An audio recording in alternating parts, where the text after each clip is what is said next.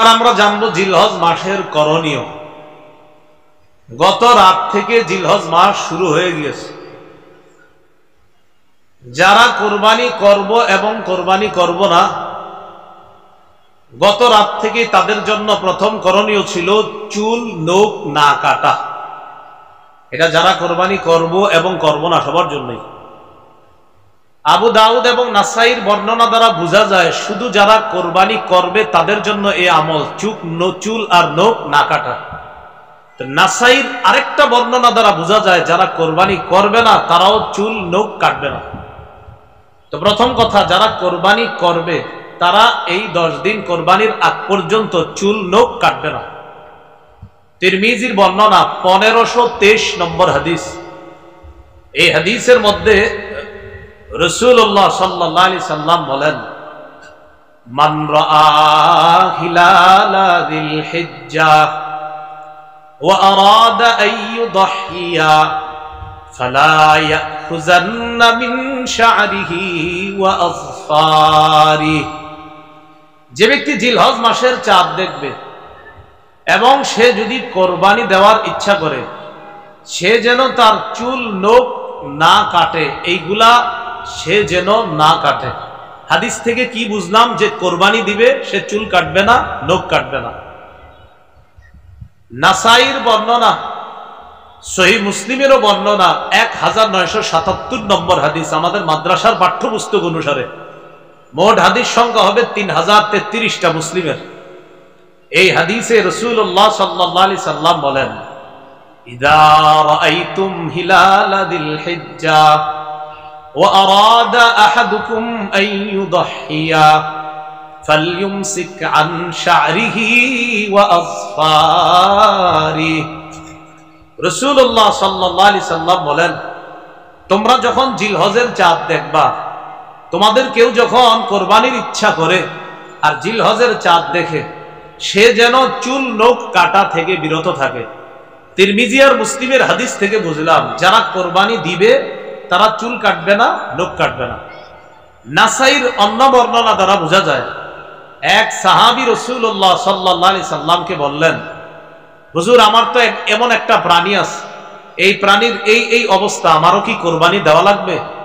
তো নবীজি তার হালাত ছুঁইলা বললেন, না না, তোমার কোরবানি দেওয়া লাগবে না। তুমি কোরবানির দিন চুল কাটবা, নখ কাটবা। বুঝেন কি বলে? তুমি কোরবানির দিন চুল নখ কাটবা, এর মানে কোরবানির আগ পর্যন্ত তুমিও চুল কাটবা না, নখ কাটবা না। কোরবানির দিন তুমি চুল নখ কাটবা, অন্যরা কোরবানি করলে যে সওয়াব, তুমি এই আমল করেও সেই সওয়াব পাবা। এখান থেকে বোঝা যায় যে কোরবানি করবে না সেও কোরবানির আগ পর্যন্ত চুল নখ কাটা থেকে বিরত থাকবে, কোরবানির দিন সে চুল নখ কাটবে। এমনকি এই 10 দিন বাচ্চাদেরও চুল না কাটা, যদি পারেন, এটা কোনো জরুরি বিষয় না। আব্দুল্লাহ ইবনে ওমর রাদিয়াল্লাহু তাআলা আনহুমা এক এলাকা দিয়ে রওনা করছে। মাররা বিইমরাআতিন তাখুযু মিন শা'রি ইবনিহা। এক মহিলা তার বাচ্চার চুল কাটতেছে, বাচ্চার চুল কাটে। তো ইবনে ওমর বললেন, আহা, তুমি যদি কোরবানির দিন পর্যন্ত একটু অপেক্ষা করতা, তারপর যদি চুলটা কাটতা। কি বোঝা যায়? বাচ্চার মাকে ইবনে ওমর রাদিয়াল্লাহু তাআলা আনহুমা বললেন, তুমি যদি কোরবানির দিন পর্যন্ত অপেক্ষা করতা, তারপর যদি চুলটা কাটতা। এখান থেকে বোঝা যায় বাচ্চাদেরও 10 দিন পর্যন্ত আপনার চুল না কাটা। এটি কিন্তু জরুরি বিষয় না, যদি করেন খুব ভালো। তাহলে জিলহজের প্রথম কাজ পাইলাম আমরা, চুল নখ না কাটা। জিলহজ মাসের দ্বিতীয় করণীয়, আজকে যারা রোজা রাখছেন আলহামদুলিল্লাহ, যারা রাখতে পারেন নাই বাকি আরো 8টা আছে। তো নিয়ম ছিল 9টা রোজা রাখা। যদি পারেন, আজকে না রাখলেও সমস্যা নেই, বাকি 8টা রাখার চেষ্টা করেন। তো দ্বিতীয় করণীয় জিলহজের 9টা রোজা রাখা। আবু দাউদের বর্ণনা 2437 নম্বর হাদিস, 2437 নম্বর হাদিস। এই হাদিসের মধ্যে আসছে, কানা রাসূলুল্লাহ সাল্লাল্লাহু আলাইহি ওয়াসাল্লাম ইয়াসুমু তিসআ যিল হিজ্জাহ। রাসূলুল্লাহ সাল্লাল্লাহু আলাইহি সাল্লাম 9 জিলহজ পর্যন্ত, জিলহজের প্রথম থেকে 9 জিলহজ পর্যন্ত 9টা রোজা রাখতেন। যাই হোক, জিলহজ মাসের দ্বিতীয় আমল পাইলাম 9টি রোজা রাখা। আজকে যারা রাখছেন আলহামদুলিল্লাহ, বাকিগুলাও রাখবেন। যারা রাখতে পারেন নাই, বাকিগুলা রাখলে সওয়াব আছে, ফজিলত আছে, কোনো সমস্যা নাই, রাখেন। তৃতীয় আমল, 9 জিলহজের রোজাটা গুরুত্ব দিয়ে রাখা, 9 জিলহজের রোজা গুরুত্ব দিয়ে রাখা। সহিহ মুসলিমের বর্ণনা 1162 নম্বর হাদিস, মাদ্রাসা পাঠ্যপুস্তক অনুসারে قال رسول الله صلى الله عليه وسلم صيام يوم عرفة أحتسب على الله أن يكفر السنة التي قبله والتي بعده। রাসূলুল্লাহ সাল্লাল্লাহু আলাইহি সাল্লাম বলেন, কেউ যদি আরাফার দিনের রোজা রাখে, তথা 9 জিলহজের রোজা। আরাফার দিনের রোজা এটা একটা পারিভাষিক নাম, মনে রাখবেন। আরাফার দিনের রোজা এটা একটা পরিভাষা, উদ্দেশ্য 9 জিলহজের রোজা। 9 জিলহজের রোজা যদি কেউ রাখে, রাসূলুল্লাহ সাল্লাল্লাহু আলাইহি সাল্লাম বলেন, আমি আশাবাদী তার আগের 1 বছর এবং পরের 1 বছর, মোট 2 বছরের গুনাহ মাফ। এই হলো জিলহজের তৃতীয় আমল। তাহলে তৃতীয় আমলটা করার সুযোগ কি শেষ না এখনো আছে? আছে। জিলহজের চতুর্থ আমল, জিলহজ মাসে বেশি বেশি তাসবিহ পড়া, জিকির করা। মুসনাদে আহমদের বর্ণনা, قال رسول الله صلى الله عليه وسلم اكثروا فيهن من التكبير والتحميد والتهليل। রাসূলুল্লাহ সাল্লাল্লাহু আলাইহি সাল্লাম বলেন, জিলহজ মাসে বেশি বেশি আল্লাহু আকবার বলবা, বেশি বেশি সুবহানাল্লাহ পড়বা, বেশি বেশি লা ইলাহা ইল্লাল্লাহ পড়বা, বেশি বেশি আলহামদুলিল্লাহ পড়বা। উদ্দেশ্য হলো জিলহজ মাসে বেশি বেশি জিকির করা। জিকির করার জন্য ওযুও করার প্রয়োজন নাই, চলতেছেন ফিরতেছেন, দাঁড়িয়ে বসে শুয়ে জিকির করতে পারবেন। সূরা আলী ইমরানের 191 নম্বর আয়াতে আল্লাহ বলেন, জ্ঞানী হলো তারা আল্লাযীনা ইয়াযকুরুনাল্লাহা কিয়ামা ওয়া কুউদান ওয়া আলা জুনুবিহিম। আল্লাহ বলেন, জ্ঞানী তারা যারা দাঁড়িয়ে আল্লাহকে স্মরণ করে, আল্লাহর জিকির করে, ওয়া কুউদা যারা বসে আল্লাহকে স্মরণ করে, ওয়া আলা জুনুবিহিম যারা শুয়ে শুয়ে আল্লাহকে স্মরণ করে, জিকির করে।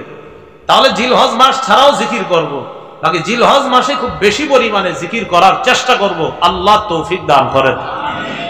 জিলহজ মাসের 5 নম্বর আমল, 9 জিলহজ ফজর নামাজ থেকে নিয়ে 13ই জিলহজ আসর পর্যন্ত মোট 23 ওয়াক্ত নামাজের পরে পড়ি একবার মহব্বতে আল্লাহু আকবার, আল্লাহু আকবার, লা ইলাহা ইল্লাল্লাহু ওয়াল্লাহু আকবার।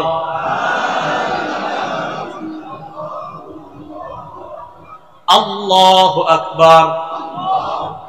কি বলছি বুঝে আসছে? লা ইলাহা ইল্লাল্লাহু ওয়াল্লাহু আকবার, আল্লাহু আকবার ওয়ালিল্লাহিল হামদ। আল্লাহু আকবার, আল্লাহু আকবার, লা ইলাহা ইল্লাল্লাহু ওয়াল্লাহু আকবার, আল্লাহু আকবার ওয়ালিল্লাহিল হামদ। 9 জিলহজ ফজর থেকে নিয়ে 13ই জিলহজ আসর পর্যন্ত পুরুষরা উচ্চ আওয়াজে একবার, নারীরা নিম্ন আওয়াজে একবার পাঠ করবে। এই 23 ওয়াক্ত নামাজের মাঝে কারো কোনো নামাজ যদি কাজা হয়ে যায়, কারো যদি 9 জিলহজ ফজর থেকে নিয়ে 13ই জিলহজ আসর পর্যন্ত কোনো ওয়াক্ত নামাজ কাজা হয়, আর ওই কাজা নামাজটা যদি আপনি এই 5 দিনের মধ্যে আদায় করেন, আমি আবারও বলছি, 9 জিলহজ থেকে নিয়ে 13ই জিলহজ পর্যন্ত যেই নামাজগুলোর পরে তাকবীরে তাশরিক পড়তে হয়, এই নামাজগুলার কোনো এক ওয়াক্ত নামাজ যদি উযরের কারণে কারো কাজা হয়ে যায়, আপনি কোনো কারণে এক ওয়াক্ত নামাজ কাজা হয়ে গেছে, এর মানে আপনি তাকবীরে তাশরিকটাও দিতে পারেন নাই, নামাজ কাজা মানে তাকবীরও তো দেন নাই। এখন যদি এই 5 দিনের মধ্যে আপনি তাকবীরে তাশরিকের দিনগুলা চলার মধ্যেই যদি ওই ওয়াক্ত নামাজের কাজাটা পড়েন, তাহলে কাজা নামাজের পরে এই তাকবীরটাও পড়তে হবে। আল্লাহ জানে বুঝছেন নি সবাই? আমি আশাবাদী বুঝছেন। এরপরে দৃষ্টান্ত দিই, 9 জিলহজ থেকে 13ই জিলহজ পর্যন্ত কথার কথা কারো জোহরের নামাজ কাজা হয়ে গেছে একদিন, এই জোহরের কাজা নামাজটা যদি সে এই 13ই জিলহজের আগেই আদায় করে, তাহলে তার এই নামাজের পরে ওই যে তাকবীরে তাশরিকটা ছুটে গেছিল, এটাও তার আদায় করতে হবে। এবার বুঝে আসছে না সবার? এই হলো আপনার 5ম আমল জিলহজ মাসে। জিলহজ মাসের 6 নম্বর আমল কোরবানির দিন কোরবানি করা তথা 10ই জিলহজ কোরবানি করা। 10ই জিলহজ নফল ইবাদতের মধ্যে তথা ফরজ ইবাদতের পরে, ফরজ এই জায়গায় নফল মানে উদ্দেশ্য আবার কোরবানি নফল এমন না, ফরজ ইবাদতের পরে 10ই জিলহজ রক্ত প্রবাহিত করা আল্লাহর কাছে সবচাইতে শ্রেষ্ঠ ইবাদত। আল্লাহর জন্য রক্ত প্রবাহিত করা তথা কোরবানি দেওয়া, এই হলো আপনার 6 নম্বর আমল জিলহজ মাসে। জিলহজ মাসের 7 নম্বর আমল সবচাইতে গুরুত্বপূর্ণ আমল, সেটা হলো যাদেরকে আল্লাহ সামর্থ্য দিয়েছে তারা হজ করা।